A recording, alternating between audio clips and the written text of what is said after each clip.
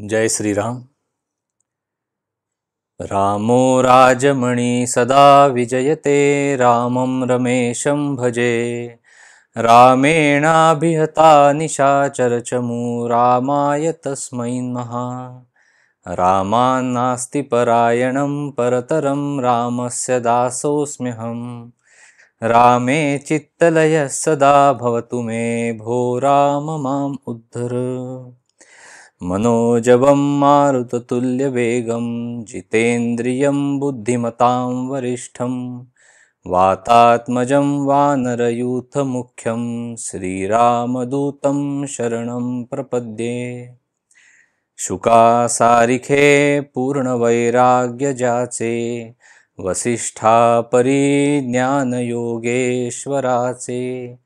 कवी वाल्मिका सारिखा मान्य ऐसा, नमस्कार माझा सद्गुरु रामदासा। जयाचा जनी जन्मनामार्थ झाला, जयाने सदा वासनामात केला। जयांच्या मुखी सर्वदा नामकीर्ती, नमस्कार त्या ब्रह्मचैतन्य मूर्ती। सद्गुरुनाथ महाराज की जय। जय जय रघुवीर समर्थ, श्री राम समर्थ। जय श्रीराम। सगळ्यांना माझा नमस्कार।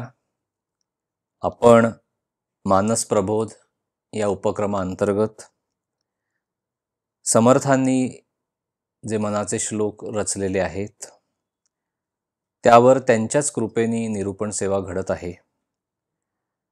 आज आपण जो मनाचा 8वा श्लोक आहे त्यावर आपण निरूपण करणार आहोत। त्यावर आपण थोडंसं विवेचन करणार आहोत, त्याचा अभ्यास करणार आहोत। आणि हे सगळं रामरायांच्या, मारुतीरायांच्या, समर्थांच्या आणि महाराजांच्या कृपेने घडतंय। ही सेवा तेच घडवून घेत आहेत। आपण श्लोक काय आहे तो बघूया आणि मग पुढे त्याचा आपण अभ्यास करूया। देहे त्यागिता कीर्ती मागे उरावी, मना सज्जना हेची क्रिया धरावी। मना चंदनाचे परित्वा झिजावे, परी अंतरी सज्जना निववावे।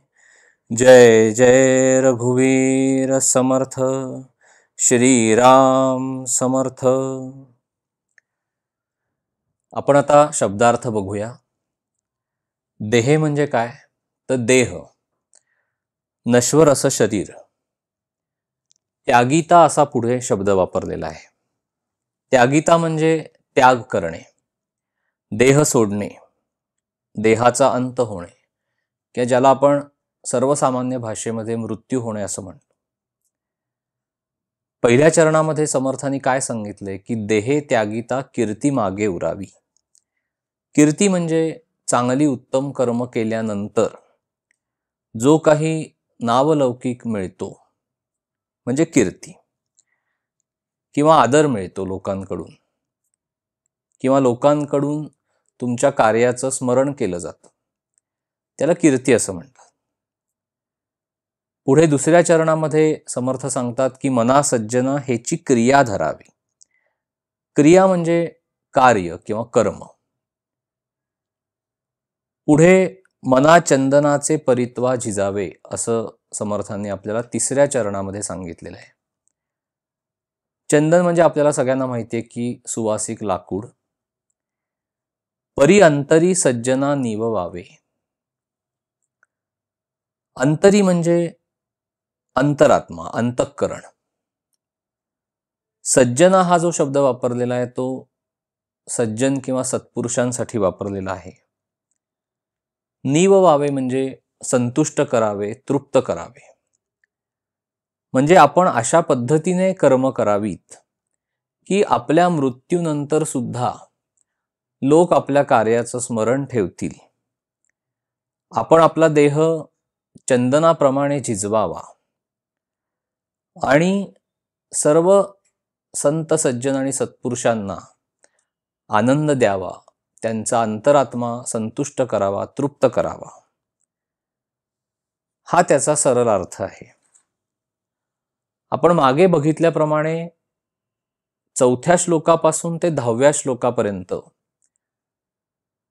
मनुष्याचं नैतिक आयुष्य कसं असावं हे समर्थांनी सांगितलेलं आहे. म्हणजे मागच्या 7व्या श्लोकात समर्थांनी आपल्याला हा उपदेश केला की मना श्रेष्ठ धारिष्ठ जीवी धरावे. म्हणजे हे मना तू श्रेष्ठ असा धीर किंवा धैर्य, धारिष्ठ तू धारण कर. मना बोलणे नीच शोषित जावे. म्हणजे कोणी तुला काहीही अपमानास्पद बोललं, चुकीचं बोललं, वाईट बोललं, तरीही तू ते सहन कर, शांतपणे सोस. स्वये सर्वदा नम्र वाचे वदावे. म्हणजे तुझ्याशी जरी कोणी अपमानास्पद वागलं किंवा बोललं, तरी तू मात्र सगळ्यांशी नम्रपणेच वाग.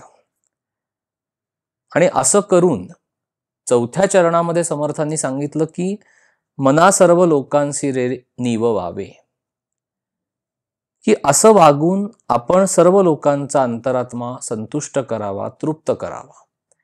म्हणजे मागच्या श्लोकामध्ये जे समर्थांनी सांगितलं की सगळ्यांचा अंतरात्मा तुम्ही संतुष्ट करा, सगळ्यांना आनंद द्या, सगळ्यांना समाधान देण्याचा प्रयत्न करा, सगळ्यांचं अंतःकरण तुम्ही तृप्त करा, हेच 8व्या श्लोकामध्ये सुद्धा समर्थ शेवटच्या चरणामध्ये सांगतात की परी अंतरी सज्जना निववावे.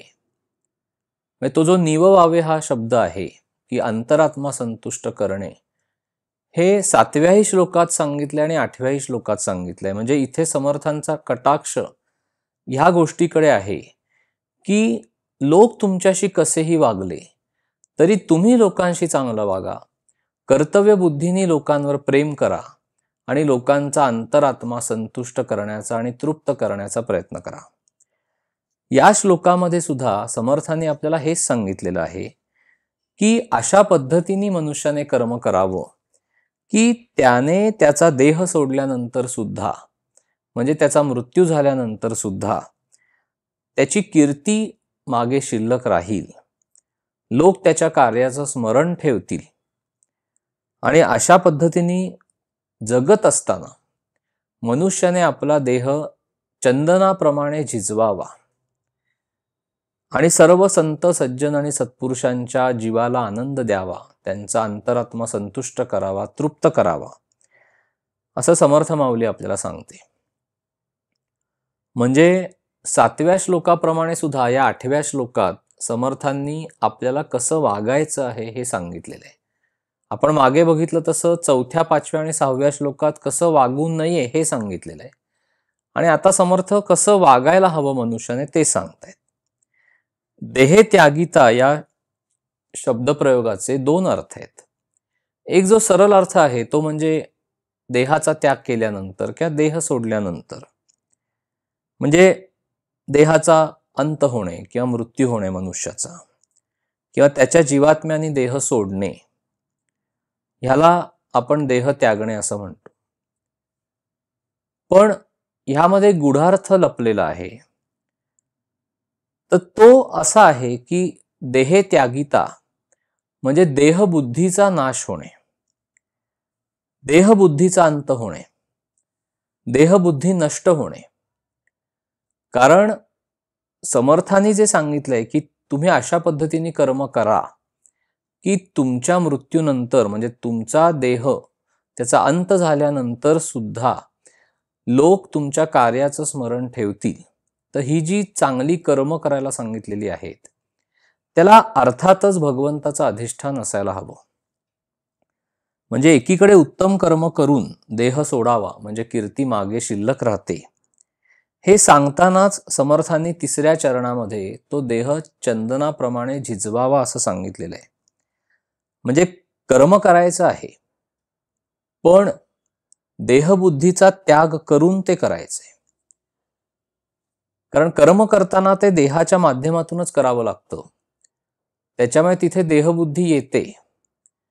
आणि समर्थ किंवा संत ती देहबुद्धी सोडून कर्म करा असं आपल्याला सांगतात.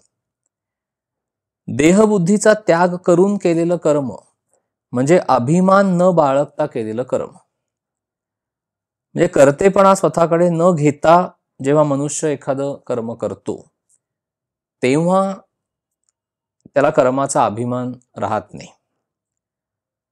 म्हणजे देहबुद्धीचं विस्मरण होऊन जेव्हा मनुष्याकडून जगाच्या कल्याणासाठी कार्य घडतं त्याचं कर्तेपण त्याने स्वतःकडे घेतलेलं नसतं. त्याला परोपकार असं म्हणतात. म्हणजे मनुष्य त्याचं आयुष्य जगत असताना देहाच्या पलीकडे गेलेला असतो, त्यामुळे त्याला कर्माचा अभिमान राहत नाही. कारण त्याने राम करता हे जाणलेलं असतं. त्याला हे चांगलं माहिती असतं की त्याच्या हातून जे कर्म घडतंय ते परमेश्वरीय इच्छेनी आणि सद्गुरूंच्या इच्छेनी आणि कृपेनी घडतंय. त्यामध्ये त्याचं कुठलंही कर्तेपण नाही हे त्याने उत्तम पद्धतीने जाणलेलं असतं. आणि अशा पद्धतीने जो राहून म्हणजे एकीकडे भगवंताचं अधिष्ठान ठेवून भगवंताचं स्मरण ठेवून जेव्हा त्याच्या हातनं कर्म घडतं आणि जगाच्या कल्याणासाठी जो त्याची काया तो झिजवतो, कष्टवतो, असा मनुष्य संत सज्जन आणि सगळ्या सत्पुरुषांना आनंद प्रदान करतो, त्याला परोपकार असं म्हणतात. आणि त्यांचा अंतरात्मा तो संतुष्ट करतो, तृप्त करतो. आणि अशा मनुष्याचा मृत्यू झाल्यानंतर सुद्धा लोक त्याच्या कार्याचं स्मरण ठेवतात आणि ती कीर्ती त्याची मागे उरते. तो कीर्तिरूपाने सगळ्यांच्या अंतरामध्ये शिल्लक राहतो. आणि अशा पद्धतीने मनुष्याने वागावं असं समर्थांनी या श्लोकामध्ये सांगितलेलं आहे.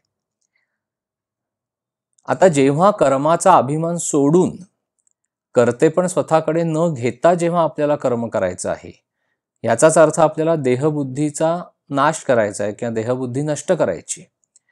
मग देहबुद्धी आपण कशी नष्ट करणार किंवा देहबुद्धी कशी नष्ट होईल हे आपण पाहूया. महाराज असं सांगतात की देहबुद्धी जायला, कर्तेपणाचा अभिमान जायला एकच उपाय आहे, तो म्हणजे भगवंताचं नाम घेणं आणि भगवंताच्या सतत अनुसंधानामध्ये राहणं. जीव हा मुळात परमेश्वर स्वरूपच आहे, पण देहबुद्धीचा पगडा त्याच्यावर इतका बसतो, जन्मानुजन्मांचा तो पगडा बसलेला असतो, तर तो जीव असं म्हणायला लागतो की देह म्हणजेच मी आहे आणि माझा आणि परमेश्वराचा काहीही संबंध नाही. पण कोणी जर वारलं तर तो मनुष्य मात्र खरे ओळखल्याप्रमाणे बोलतो. म्हणजे उदाहरणार्थ एखाद्या मनुष्याचे स्नेही जर वारले तर तो मनुष्य काय सांगतो की आमचे स्नेही गेले. मग इथे कोण गेलं? कारण त्या स्नेहाचा जो देह आहे तो समोर ठेवलेला आहे, पण तरीही तो मनुष्य असं म्हणतो की आमचे स्नेही गेले. मग इथे कोण गेलं? तर त्या देहामध्ये असलेलं ईश्वरीय चैतन्य जे होतं ते निघून गेलं. याचाच अर्थ मनुष्य खरे ओळखल्याप्रमाणेच वागतो आणि बोलतो. म्हणजे त्यावेळेला तो त्या ईश्वरीय चैतन्यालाच, आत्मस्वरूपालाच तो मानत असतो. पण ज्या वेळेला तो आयुष्य जगत असतो त्यावेळेला मात्र देह म्हणजेच मी ही त्याची देहबुद्धी बळकट झालेली असते. म्हणून ज्या मार्गाने जीव खाली घसरलेला आहे किंवा त्याची अधोगती झालेली आहे त्याच मार्गाने त्याला वर चढावं लागतं. म्हणजे जेव्हा तो असं म्हणतो की देह म्हणजेच मी आणि माझा आणि परमेश्वराचा काहीही संबंध नाही, इथून त्याला वरच्या पायरीवर यावं लागतं आणि त्याला असं म्हणायला लागतं की परमेश्वर हा माझा आहे आणि मी परमेश्वराचा आहे. हे कसं साध्य होईल? तर भगवंताच्या नामाचं स्मरण ठेवूनच हे साध्य होईल. आणि ह्याच्याही पुढची पायरी म्हणजे मी तोच आहे, म्हणजे परमेश्वर आणि मी वेगळे नाही. म्हणजे थोडक्यात काय की द्वैताकडून अद्वैत साधलं जातं. नामामध्ये भगवंताची शक्ती असल्यामुळे नाम घेणाऱ्याची देहबुद्धी क्रमाक्रमाने कमी होत जाते आणि ते नाम अंतरंगामध्ये स्थिरावतं. नाम घेता घेता नामाशी इतकं तादात्म्य व्हावं की महाराज असं म्हणतात की आपण नाम घेतोय हे सुद्धा आपण विसरून जावं. अभिमान सोडून आपण आपलं कर्म करावं. नामाचं प्रेम लागलं की कर्तेपणाचा अभिमान नष्ट होतो. कारण सगळं काही एकदा आपण रामावर सोपवलं, भगवंताकडे ते दिलं, की आपण स्वतः उरतच नाही. आपली स्वतःची कुठली इच्छा उरत नाही. आपल्या मनामध्ये अशी भावना उत्पन्न होते की हे रामा, तू जसं ठेवशील तसं मी राहीन. किंवा आपण आपल्या सद्गुरूंना, महाराजांना असं सांगतो की तुम्ही जसं ठेवाल तसं मी राहीन, माझी कुठली इच्छा आता असणार नाही. कारण आपल्याला परमेश्वराच्या आणि सद्गुरूंच्या इच्छेमध्ये आपली इच्छा मिसळण्याचा अभ्यास करावा लागतो. कारण आपण सारखी आपलीच इच्छा घेऊन गेलं तर परमेश्वर हा दाता आहे, तो तुमची इच्छा पूर्ण करेल. पण भविष्यामध्ये आज जे मागितलंय ते भविष्यात उपयोगी आहे की नाही हे आपल्याला माहिती नाही. ते आपल्या कल्याणाचं आहे की नाही हे फक्त सद्गुरूंनाच माहिती असतं. त्यामुळे आपण आपली अशी भावना ठेवावी सद्गुरूंपाशी जाताना किंवा भगवंतापाशी जाताना, की कुठलाही कर्तेपणाचा अभिमान न बाळगता पूर्ण शरणागत भावानी आपण त्यांच्या चरणावर जर डोकं टेकवलं आणि जर त्यांना असं सांगितलं की तुमच्या इच्छेप्रमाणे तुम्ही सगळं काही करा, तर आपल्याला अभिमान रहित होऊन जगता येतं आणि देहबुद्धी हळूहळू कमी होत जाते. अभिमानाची हरळी नाहीशी व्हायला नामासारखा दुसरा उपाय नाही, असं महाराजांनी सांगितलेलं आहे. अभिमान गेला, अभिमान नष्ट झाला म्हणजे देवाची कृपा झाली. मग देवाची कृपा कधी होईल? जर आपण नाम घेतलं तर भगवंताची कृपा होणार आहे. समर्थांनी देहबुद्धी पूर्ण नष्ट करून रामाचं अधिष्ठान ठेवून कार्य केलं, म्हणून त्यांना एवढं मोठं कार्य करता आलेलं आहे. त्यामुळे जो भगवंताचा झाला, ज्याने देहबुद्धी नष्ट केली, ज्याने कर्तेपणाचा अभिमान सोडून दिला आणि जो पूर्ण शरणागत भावाने राहिला, त्याचं काम पूर्ण झालं, त्याला खरं समाधान मिळालं. आता मी माझा देह आहे असं म्हणतो, पण ताप येणं न येणं किंवा इजा होणं न होणं हे आपल्या हातामध्ये आहे का? आजारी पडलो की आपल्याला कळतं की आपण किती परस्वाधीन आहोत, दुसऱ्यावर अवलंबून आहोत. एकीकडे देहबुद्धी बाळगून आपण म्हणतो की मी माझं रक्षण करीन, पण रस्त्यातून चालत असताना ठेच लागून आपण पडलो तर आपल्याला उठता सुद्धा येत नाही. 4 जणांनी आपल्याला उठवावं लागतं आणि घरी आणून सोडावं लागतं. म्हणजे आपलं आयुष्य किती परस्वाधीन आहे. पण तरीही आपण देहबुद्धी बाळगून असतो. म्हणून आपल्या हातामध्ये किती सत्ता आहे हे आपण ओळखून राहावं. पण मनुष्य देहबुद्धी ठेवून जगतो. देहे त्यागिता इथे आपण जायचंय, आपल्याला ते बघायचंय. मृत्यू हा एक भाग झाला, तो त्याचा सरळ अर्थ आहे की देहे त्यागिता कीर्ती मागे उरावी. पण समर्थांना जे अपेक्षित आहे की कर्तेपणाचा अभिमान न बाळगता आणि देहबुद्धीचं पूर्ण विस्मरण होऊन जेव्हा तुमच्या हातून परोपकाराचं कार्य घडतं, त्यावेळेला कीर्ती मागे शिल्लक राहते. म्हणजे मनुष्य देहबुद्धीने कसा जगतो पहा, की त्याला खूप आनंद झाला, त्याच्या मनासारखं घडलं, तरी त्यावेळेला सुद्धा तो काय करतोय, तो काय बोलतोय, त्याला काहीही कळत नसतं. तीच गोष्ट दुःखाच्या बाबतीतली आहे. जर दुःखदायक प्रसंग त्याच्या आयुष्यामध्ये घडला तर त्यावेळेला सुद्धा तो काय वागतोय, बोलतोय ह्याच्यावर त्याचा ताबा राहत नाही, त्याचा तोल सुटतो. म्हणजे देहबुद्धीमुळे मनुष्य विषय आणि विकार, वासना ह्यांच्या अधीन होतो. ज्या वेळेला आपल्याला राग येतो त्यावेळेला सुद्धा देहबुद्धीचा पगडा इतका जबरदस्त असतो की आपण काय बोलतोय, आपल्या तोंडून काय अपशब्द बाहेर पडतायत ह्याची त्यावेळेला आपल्याला जाणीव सुद्धा नसते. कारण भगवंताचं पूर्णपणे विस्मरण झालेलं असतं. म्हणून देहभाव नष्ट होण्यासाठी भगवंताला शरण जाणं हा एकमेव उपाय आहे. आणि शरणागती कशी मिळेल, कशी प्राप्त होईल, तर भगवंताचं नाम घेऊनच ती शरणागती आपल्याला प्राप्त होणार आहे. परमात्मा निर्गुण आहे, तो जाणून घेण्यासाठी आपल्याला सुद्धा निर्गुणात जावं लागतं, सूक्ष्मात जावं लागतं. मग सूक्ष्मात जर जायचं असेल, म्हणजे देहबुद्धीकडून आत्मबुद्धीकडे जायचं असेल, तर आपल्याला सूक्ष्मातलं सूक्ष्म असं नाम भगवंताचं घ्यावं लागतं. त्याच्याशिवाय ती सूक्ष्म जाणीव आपल्या अंतरंगामध्ये उत्पन्न होणार नाही.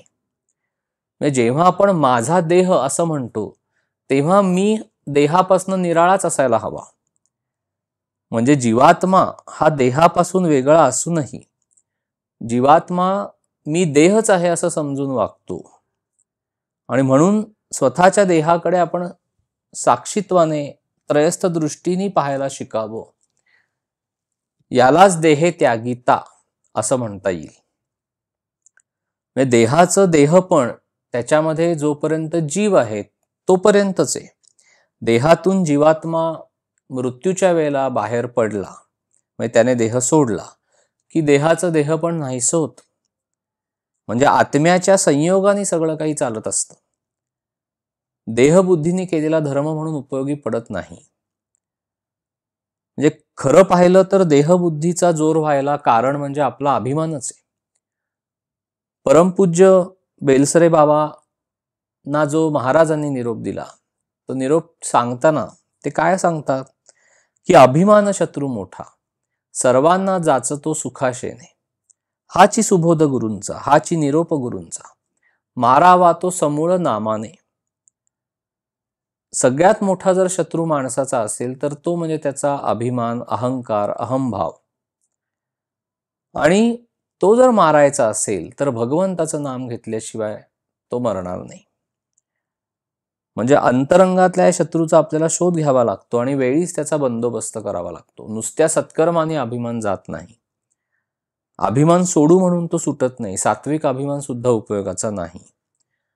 कारण अभिमान ठेवून कर्तेपण बाळगून जरी आपण पुण्यकर्म केलं तरी त्याचं फळ म्हणून पुढचा जन्म मिळेल आणि काही चांगले दिवस देव दाखवेल. शेवटी ते भौतिक सुखामध्येच परावर्तित होतं. म्हणून अभिमान न बाळगता सत्कर्म करावीत. म्हणजे चांगलं कर्म जरी हातून घडलं तरी ते कर्म घडायच्या आधी आपली मनोभूमिका अशी हवी की सद्गुरूंच्या, महाराजांच्या, परमेश्वराच्या इच्छेने हे कर्म घडतंय, आणि घडल्यानंतर सुद्धा अशी भावना हवी की ते त्यांच्या इच्छेने आणि त्यांच्या कृपेने घडलं, त्यात आपला कर्तेपणा काहीही नाही. अशा भावनेने राहिलात की पाप आणि पुण्य ह्या दोन्ही गोष्टी भगवंताच्या पाशीच जातात, त्या आपल्यापाशी येतच नाहीत. आणि ते जर आलं नाही तर आपल्याला पुढचा जन्म मिळत नाही, आणि तो खरा मोक्ष आहे. देहे त्यागिता कीर्ती मागे उरावी, त्याचा सगळा गूढ अर्थ आहे. म्हणून अभिमान न बाळगता सत्कर्म करावीत. मी करता ही भावना सोडावी. नामरूपी अंकुशाच्या योगाने अभिमानाला वेळीच हुसकावून लावणं गरजेचं आहे असं महाराज सांगतात. मग जर देहबुद्धी सोडायची असेल तर आपण मगाशी बघितलं त्याप्रमाणे भगवंताला आणि सद्गुरूंना सांगायचं की तुमच्या इच्छेप्रमाणे सगळं काही घडू दे. आपण काही जाऊन सांगायचंच नाही त्यांना. तुम्हाला जे योग्य वाटेल ते करा. परमेश्वराच्या आणि भगवंताच्या, सद्गुरूंच्या इच्छेमध्ये इच्छा मिसळून आपल्याला राहता आलं पाहिजे. त्यामुळे अमुक एक इच्छा न ठेवता देह प्रारब्धावर टाकावा आणि अखंड स्मरणात राहावे भगवंताच्या, असं महाराज सांगतात. कारण भगवंताच्या स्मरणामध्ये देहबुद्धीचं मरण आहे. म्हणून महाराज काय सांगतात की देह सोपवावा प्रारब्धावर, मन गुंतवावे रामावर. म्हणजे जगात जी जी गोष्ट घडते ती भगवंताच्या इच्छेने घडते हे आपण ओळखावं. भगवंताच्या अनुसंधानामध्ये राहण्याचा प्रयत्न करावा. हे अनुसंधान भगवंताच्या नामाने साधतं. म्हणून महाराज काय सांगतात की तुम्ही तुमचं चित्त रामावर आणि रामाच्या नामावर चिकटवून ठेवा आणि देह प्रारब्धावर सोडून द्या. संतांना सुद्धा त्यांचं प्रारब्ध भोगावं लागतं, पण संतांनी त्यांची देहबुद्धी नष्ट केलेली असल्यामुळे त्या भोगाचं सुखदुःख संतांपाशी नसतं. दुःख ही परमात्म्याची इच्छा जाणून जो राहिला आणि जो भगवंताचा झाला त्याला देह प्रारब्धावर सोडता येईल. म्हणून आपण आपले मन भगवंताच्या चरणावर चिकटवून ठेवावे आणि आपला जो देह आहे तो प्रारब्धाच्या स्वाधीन करावा. मग कधी तो सुखात राहील, कधी तो दुःखात राहील, कधी तो बरेच दिवस सरळ जाईल, कधी तो मध्येच गचका खाऊन बुडायच्या बेतात येईल. पण देहाच्या कोणत्याही अवस्थेमध्ये मनाचा आनंद मात्र टिकेल, कारण त्याच्यामध्ये भगवंताकडनं येणारा आनंद आणि समाधान भरलेलं असेल. आपण आपल्या देहाकडे वेगळेपणाने पाहायला शिकलं पाहिजे. त्याला ते देह त्यागिता म्हटलेलं आहे. म्हणजे मन द्यावे भगवंताला आणि देह द्यावा प्रारब्धाला, म्हणजे हे साधेल. म्हणजे अगदी घरापासून सुरुवात करायची झाली तरी घरामध्ये सुद्धा अमुक एक पद्धतीनेच व्हायला हवं किंवा व्हायला नको असं न म्हणता राहावं. जसं घडेल तसं घडू द्यावं. याला देह प्रारब्धावर टाकणं असं म्हणतात. असा देह जर आपण प्रारब्धावर टाकला तर देहबुद्धी कमी कमी होत जाते. देहबुद्धी म्हणजे शेवटी काय आहे तर अहंकार किंवा वासना. मग भगवंताच्या स्मरणामध्ये वासना आणि अहंकार हे दोन्ही मरतात. महाराजांनी एक उदाहरण दिलंय की हिमालयावर जेव्हा बर्फ पडतं त्यावेळेला ते भुसभुशीत असतं, पण काही काळाने ते दगडापेक्षा सुद्धा घट्ट होतं. तसं ज्या वेळेला वासना मनामध्ये उत्पन्न होते त्यावेळेला ती अत्यंत सूक्ष्म आणि लवचिक असते, पण देहबुद्धीमुळे ती वासना घट्ट बनते आणि मग ती काढता येत नाही. मग जर ती वासना मारायची असेल, जर अहंकार किंवा अभिमान हा आपल्याला सोडून द्यायचा असेल तर आपल्याला फक्त भगवंताचं नाम घ्यावं लागतं. म्हणजे देहबुद्धीच्या अंधारामध्ये भगवंताच्या स्मरणाचा किंचितसा असा उजेड आहे. आता हा देहबुद्धीचा अहंकार जाऊन पूर्ण प्रकाश पडावा असं जर वाटत असेल तर भगवंताचा अनुसंधान हा एकमेव उपाय आहे. म्हणजे भगवंताचं स्मरण ठेवणं म्हणजे हवन करणं आहे. त्या हवनामध्ये आपल्याला अभिमान नष्ट करायचा आहे. म्हणजे ती पूर्णाहुती द्यायची, ती आपल्या अहंकाराचीच पूर्णाहुती द्यायची. आता साधं उदाहरण आहे. देहबुद्धी म्हणजे काय तर आपल्या देहाला कुठेही जर इजा झाली तर आपल्याला जसं त्याची जाणीव होते की मला इकडे लागलंय किंवा इथे मला इजा झाली आहे, याचाच अर्थ मनुष्य हा देहबुद्धीवर जगत असतो. कारण त्या आत्म्याचा देहाशी अनेक जन्मांचा संबंध असतो आणि म्हणून देहावर प्रेम जडून देहबुद्धी येते. म्हणजे देहबुद्धी निर्माण कशी होते हे महाराजांनी इथे सांगितलेलं आहे की आत्म्याचा अनेक जन्म देहाशी संबंध आल्यामुळे त्याचं स्वाभाविक देहावर प्रेम बसतं. मग आपण ज्याचा सहवास करतो तर नैसर्गिक पद्धतीने आपण त्याच्यावर प्रेम करायला लागतो. देहाच्या सहवासामुळे आपल्याला देहाचं प्रेम लागतं. मग जर देहावरचं प्रेम कमी करायचं असेल तर ती जी प्रेमाची जागा आहे ती कशाने तरी भरून काढावी लागते. मग ती कशाने भरून काढायची तर ती भगवंतानी, सद्गुरूंनी आणि भगवंताच्या नामाने भरून काढायची.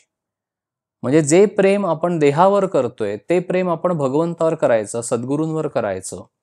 आणि सद्गुरूंनी जे नाम आपल्याला दिलं भगवंताचं, त्या नामावर आपलं प्रेम बसलं पाहिजे. एकदा का भगवंतावर आपलं प्रेम जडलं की देहाची आसक्ती कमी होत जाते आणि देहावरचं प्रेम कमी होत जातं. महाराजांनी काय उदाहरण दिलंय पहा की पुष्कळ दिवस आपण एखाद्या घरामध्ये राहिलो की त्या घरावर आपलं स्वाभाविक प्रेम बसतं. किंवा एखाद्या मुलीचं लग्न अगदी तिला पसंत नसलेल्या नवऱ्याशी जरी झालं तरी कालांतराने ती मुलगी त्या नवऱ्यावर प्रेम करायला शिकते. तसं सुरुवातीला जरी आपल्याला नामाविषयी तेवढी प्रेमभावना नाही वाटली तरी महाराज म्हणतात तसं की नामामध्येच नामाचं प्रेम आहे. जसं ताकामध्ये लोणी असतंच, ताक घुसळल्यानंतर जसं लोणी वर येतं तसं आपलं नाम म्हणजे जेवढं अंतरंगामध्ये आपण ते घुसळू तसं नामाचं प्रेम हे वर येत जाणार आहे. आणि मग एकदा नामाचं प्रेम आपल्याला आलं, एकदा का भगवंताचं प्रेम आपल्याला आलं की देहावरचं प्रेम कमी होत जातं, देहाची आसक्ती सुटत जाते, देहबुद्धी कमी कमी होत जाते. त्याला देहत्यागीता असं म्हटलेलं आहे. म्हणजे जी व्यक्ती देहाची आसक्ती सोडून करते पण स्वतःकडे न घेता कर्म करते ती व्यक्ती कीर्तिवंत होते. त्याच्या मृत्यूनंतर सुद्धा लोक त्याचं स्मरण ठेवतात. आणि हे सूत्र समर्थ सांगताना आपल्याला सांगतात की देहे त्यागिता कीर्ती मागे उरावी, मना सज्जना ह्याची क्रिया धरावी. म्हणजे भगवंताच्या स्मरणामध्ये देहबुद्धीचं मरण आहे. देहबुद्धी गेल्याशिवाय शरणागती येत नाही. पण देह माझा असं समजून आपण देहावर प्रेम करतो ही आपली पहिली चूक आहे. मग नंतर त्या देहाचे गुणधर्म म्हणजे सगळे विकार आपल्याला येऊन चिकटतात ही आपली दुसरी चूक. म्हणजे ते विकार आपल्याला येऊन चिकटल्यानंतर आपण त्या विकारांची जोपासना करतो ही आपली दुसरी चूक आहे. आणि पुढे विकार चिकटल्यानंतर त्यांची वाढ न थांबवता आपण ते विकार नेतील तिथे जातो आणि त्या वेळप्रसंगी आपण आपली बुद्धी गहाण टाकतो ही आपली शेवटची चूक आहे. मग नामाच्या सहवासाने जर देहावरचं प्रेम कमी होत जाणार आहे, तर आपण नामाचा अखंड सहवास ठेवावा, म्हणजे देहबुद्धी कमी होत जाते. म्हणून आपण परमेश्वराचे आहोत असं समजावं आणि त्याच्या इच्छेमध्ये आपण आपली इच्छा मिसळून टाकावी, म्हणजे आपली देहबुद्धी हळूहळू कमी होत जाईल. त्याकरता मोठे काही यज्ञ, याग, तप असं करण्याची आवश्यकता नाहीये, किंवा संसार सोडून वनातही जाण्याची आवश्यकता नाहीये, किंवा कुठली विशेष आटाआटी करण्याची आवश्यकता नाहीये. फक्त मनाची भूमिका अशी ठेवायची की जे घडतंय ते परमेश्वराच्या इच्छेने घडतंय, त्यामध्ये आपण आपली इच्छा मिसळून राहिलं की आपली देहबुद्धी कमी होत जाते. आणि हे सगळं करत असताना 3ऱ्या चरणामध्ये समर्थ सांगतात की मना चंदनाचे परित्वा जिजावे. म्हणजे आपण आपला देह हा दुसऱ्याच्या साठी झिजवावा, जगासाठी झिजवावा, जगाच्या कल्याणासाठी आपली काया कष्ट व्हावी, परोपकारासाठी, परमार्थासाठी आपण आपला देह चंदनासारखा झिजवावा, असं 3ऱ्या चरणामध्ये समर्थ सांगतात.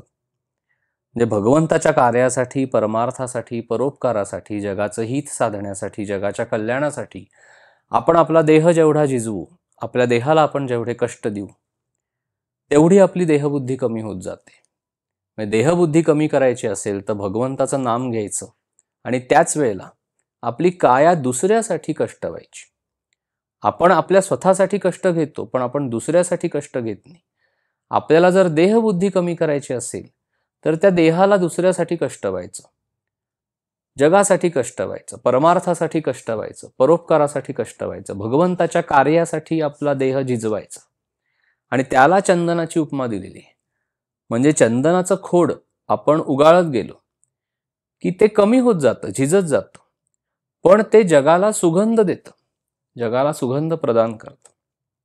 त्याप्रमाणे आपण आपला देह परमार्थासाठी, परोपकारासाठी, जगाच्या कल्याणासाठी, लोकांचं हित साधण्यासाठी, ईश्वरीय कार्यासाठी, सद्गुरूंसाठी जर आपण आपला देह झिजवला, आपली काया कष्टवली, तर ती व्यक्ती कीर्तिरूपाने मागे शिल्लक राहते, त्या व्यक्तीचा जरी मृत्यू झाला तरीही.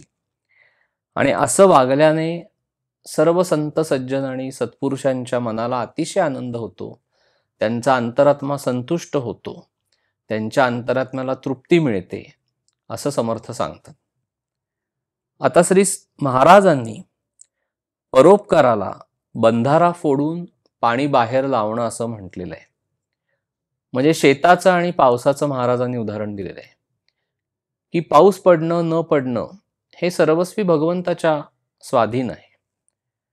यथावकाश भगवंत पाऊस पाडतो देखील. पण समजा जर एखादं शेत हे जर खोलवर भागामध्ये असेल तर तिथे पावसाचं पाणी जास्त साचतं.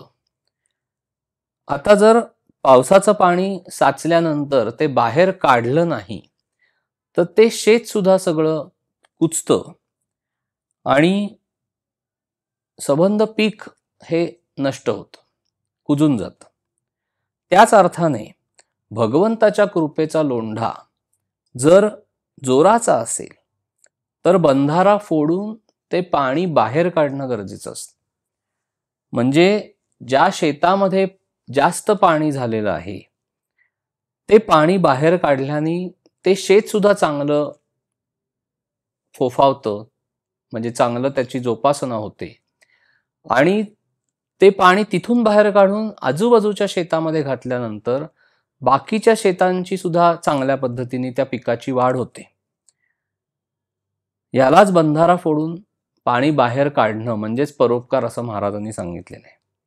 म्हणजे साधन मार्गावर साधन करीत असताना साधकाची जसजशी प्रगती होत जाते तसतसं त्याला सिद्धी प्राप्त होऊन तो जे बोलतोय ते खरं ठरतं, त्याला दुसऱ्याच्या मनातलं कळतं, किंवा एका ठिकाणाहून दुसऱ्या ठिकाणी त्याला अदृश्य गतीने जाता येतं. अनेक गोष्टी त्या सिद्धींच्या मार्फत घडतात.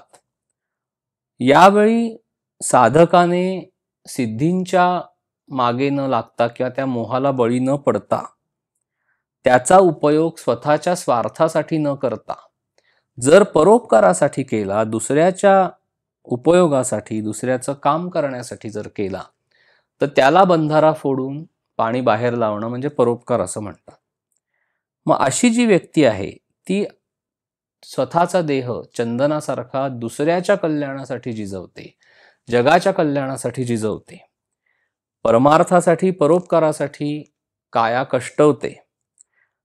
आणि जेव्हा ती व्यक्ती दुसऱ्याच्या कल्याणासाठी, जगाच्या कल्याणासाठी, परोपकारासाठी, परमार्थासाठी जेव्हा काया कष्टवते, देह झिजवते, तेव्हा त्या व्यक्तीची देहबुद्धी कमी होत जाते, नष्ट होते. आणि तिच्या हातून अभिमान सोडून कर्म झाल्यामुळे आणि देहबुद्धी पूर्णपणे नष्ट होऊन तिच्या हातून कर्म घडल्यामुळे किंवा उत्तम कार्य घडल्यामुळे त्या व्यक्तीच्या मृत्यूनंतर सुद्धा ती व्यक्ती कीर्ती रूपाने मागे शिल्लक राहते आणि लोक त्या व्यक्तीचा आदर ठेवतात, लोक त्या व्यक्तीच्या कार्याचं स्मरण ठेवतात आणि असं कार्य सर्व संत सज्जन आणि सत्पुरुषांचा आत्मा जो आहे तो संतुष्ट करतो, तृप्त करतो. आणि अशा पद्धतीने मनुष्याने राहावं असं समर्थ या श्लोकामध्ये सांगतात. पण बऱ्याचदा आपल्याला असं आढळून येतं की मनुष्य कायिक स्वार्थ बाळगतो. अहंकारा इतकाच स्वार्थ जबरदस्त आहे, त्याच्यामुळे अत्यंत खोल गेलेल्या असतात. आपल्याही जाणीवेच्या पलीकडे त्या मुळ्या खोल गेलेल्या असतात, त्यांचा थांगपत्ता लागत नाही. कायिक स्वार्थ म्हणजे काय? तर मनुष्याला दुसऱ्यासाठी आपला देह कष्ट व्हावा असं वाटत नाही, त्याला कायिक स्वार्थ असं म्हणतात. म्हणजे संत काय सांगतात की तुम्ही जगाच्या कल्याणासाठी दुसऱ्यासाठी तुमचा देह झिजवा, तुमची काया कष्टवा, म्हणजे तुमची स्वतःची देहबुद्धी कमी होत जाईल. पण आपण जर अवलोकन केलं तर मनुष्याला दुसऱ्यासाठी काही कष्ट करावेत असं मनापासून वाटत नाही. म्हणजे दुसऱ्यासाठी तो स्वतःच्या देहाला फारसे कष्ट होणार नाहीत इतक्या काळजीने वागतो, याला कायिक स्वार्थ असं म्हणतात. म्हणजे साधनी माणसाने म्हणून संत भूमिकेचा अभ्यास करावा, संत चरित्रांचा अभ्यास करावा, म्हणजे त्याला कळतं की संतांनी संपूर्ण आयुष्य जगाच्या कल्याणासाठी कसं वेचलं आणि सगळं त्यांचं आयुष्य त्यांनी त्यांची काया कशी कष्टवली हे संत चरित्र अभ्यासून आपल्याला कळतं. आणि आपण स्वतः किती कायिक स्वार्थ बाळगून आहोत ह्याचाही साक्षात्कार आपल्याला होतो. म्हणजे संत त्यांचं सगळं आयुष्य हे परमार्थासाठी, परोपकारासाठी वेचतात. संत खडतर तपश्चर्या करतात, त्यांनी अतिशय तपश्चर्या करून त्यांची देहबुद्धी नष्ट केलेली असते. चंदनाप्रमाणे त्यांनी त्यांचा देह झिजवलेला असतो संतांनी. संत जी जी कर्म करतात ती अर्थातच देहबुद्धी त्यागून आणि कुठलाही अभिमान, अहंकार न बाळगता त्यांनी ती फक्त जगाच्या कल्याणासाठी केलेली असतात, भगवंताच्या प्रेरणेने केलेली असतात आणि भगवंतासाठीच असतात. त्यामुळे त्यातनं जगाचं कल्याण साधलं जातं. त्यामुळे संतांच्या प्रत्येक कर्मामध्ये आपल्याला प्रेम, दया, परोपकार, निस्वार्थीपणा आणि भगवंतावरची निष्ठा एवढ्या गोष्टी दिसून येतील. संत देहबुद्धीच्या पलीकडे जाऊन आनंदरूप झाल्यानंतर ते स्वस्थ बसत नाहीत, ते जगाच्या कल्याणासाठी सतत कार्यरत असतात. लोकांना उपदेश करताना संतांचा हेतू हाच असतो की त्यांना जे आत्मज्ञान प्राप्त झालेलं आहे भगवंताकडून ते सगळ्या लोकांना कळावं, सगळ्या लोकांनी त्या मार्गावर उपासना करावी आणि भगवंताची प्राप्ती करून घ्यावी, ही संतांची कळकळ असते, ही संतांची भूमिका असते. त्यामुळे जे मला कळलं आहे ते सगळ्यांना कळून सर्व लोक सुखी व्हावेत असं संतांना वाटत असतं. म्हणून संत, साधू किंवा हे सगळे लोक त्यांना किती सिद्धी प्राप्त झाल्या तरी स्वतःच्या स्वार्थासाठी ते त्यांचा कधीच उपयोग करत नाहीत. म्हणजे त्यांच्या चरित्रामध्ये आपल्याला चमत्कार घडलेले दिसतील पण ते मुद्दाम ते घडवत नाहीत. एखादी गोष्ट घडली तरी ती भगवंताच्या इच्छेने घडली असं मानतात आणि त्या चमत्कारांना सुद्धा ते फारसं महत्त्व देत नाहीत. त्यांचा मुख्य हेतू हा जगाचं कल्याण व्हावं हाच असतो. ते अत्यंत तळमळीने लोकांना उपदेश करत असतात आणि त्यांचा देह झिजवतात, त्यांची काया कष्टवतात. आणि म्हणून अशा संतांनी देह सोडल्यानंतर सुद्धा किंवा समाधी घेतल्यानंतर सुद्धा ते कीर्ती रूपाने मागे उरतात. महाराज म्हणतात की संतांनी देह सोडल्यानंतर सुद्धा लोकांना त्यांचं अस्तित्व भासतं. म्हणजे साधूंनी देह ठेवला तरी सत्तेने जागृत राहिला. संतांच्या देहाची प्रारब्ध गती संपली, काया आज दिसेनाशी झाली, परी अजरामर राहिली. म्हणून संतांनी देह सोडल्यानंतर सुद्धा लोकांना त्यांचं अस्तित्व भासतं. महाराज म्हणतात की हुन्नरी लोक निरनिराळ्या वस्तूंमधून अत्तर काढतात. कोणी जाईतून काढेल, कोणी जुईतून काढेल, कोणी गुलाबातून काढेल. पण मातीतून अत्तर काढणारा जसा निराळाच असतो, तसं प्रपंचामधून त्या माणसाला बाहेर काढून परमार्थ करायला लावणं म्हणजे मातीतून अत्तर काढण्यासारखं आहे. आणि असं जर शिकवणारा कोणी संत असेल तर ते फक्त समर्थ आहेत असं महाराजांनी सांगितलेलं आहे. म्हणजे समर्थांनी दासबोध लिहिला, त्यामध्ये आपल्याला सुचणार नाहीत इतक्या शंका घेऊन त्यांनी सगळ्याची उत्तरं दासबोधामध्ये दिली. म्हणून महाराज म्हणतात की जो भगवंताचा दास झाला त्याच्या जन्माचं कल्याण दासबोध करेल. म्हणजे समर्थांनी विषयाला खरं ओळखलं. नुसता सावधान हा शब्द ऐकून समर्थ खरे सावध झाले. जे शिवाजी महाराजांसारखा शिष्य जरी झाला तरी समर्थांनी आपली लंगोटी सोडली नाही, भिक्षा मागणे थांबवले नाही आणि माझा दाता राम आहे या भावनेनी समर्थ राहिले. हे खरं वैराग्य आहे, हे उपासनेचं तेज आहे. समर्थांना मनुष्याचं हित कशामध्ये आहे हे उत्तम पद्धतीने कळलेलं होतं आणि ते त्यांनी जगाला सांगितलं. म्हणजे समर्थांनी प्रपंचाला तुच्छ मानलं नाही. पण प्रपंचामध्ये सुख मिळणार नाही जर भगवंताचं अधिष्ठान त्या प्रपंचाला नसेल तर प्रपंच तुम्हाला सुखी करता येणार नाही. हे सांगितल्याशिवाय ते राहिले नाहीत. म्हणजे प्रपंच मोडका ठेवा असंही समर्थांनी सांगितलं नाही, तो नेटकाच करा.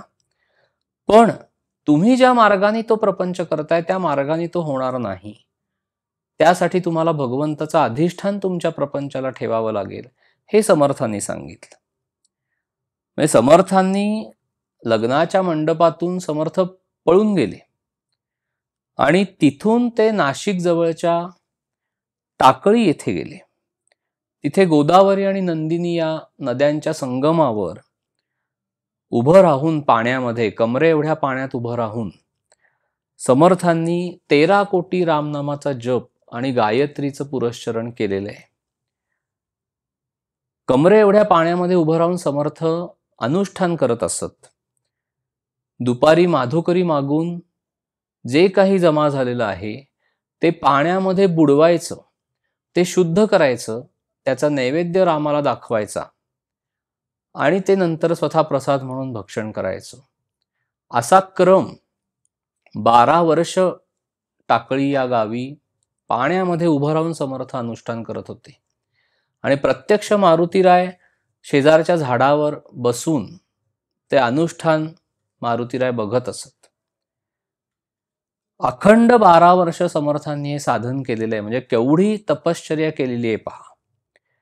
पंचमहाभूतांशी सामना करून धर्मकार्यासाठी, धर्मरक्षणासाठी समर्थांनी फार मोठी तपश्चर्या केली.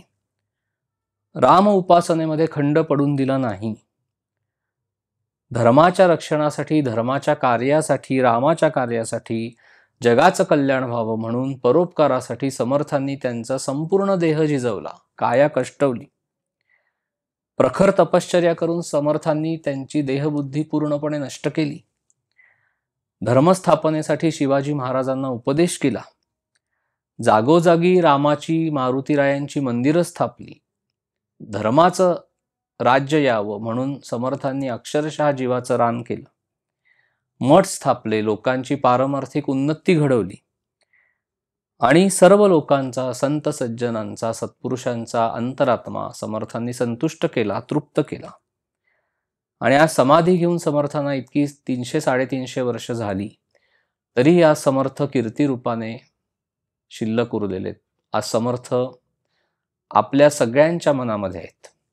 आणि हे समर्थांनी या 8व्या श्लोकामध्ये सांगितलंय की देहे त्यागिता कीर्ती मागे उरावी, मना सज्जना हेची क्रिया धरावी, मना चंदनाचे परित्वा झिजावे, परी अंतरी सज्जना नीव वावे. जय श्रीराम.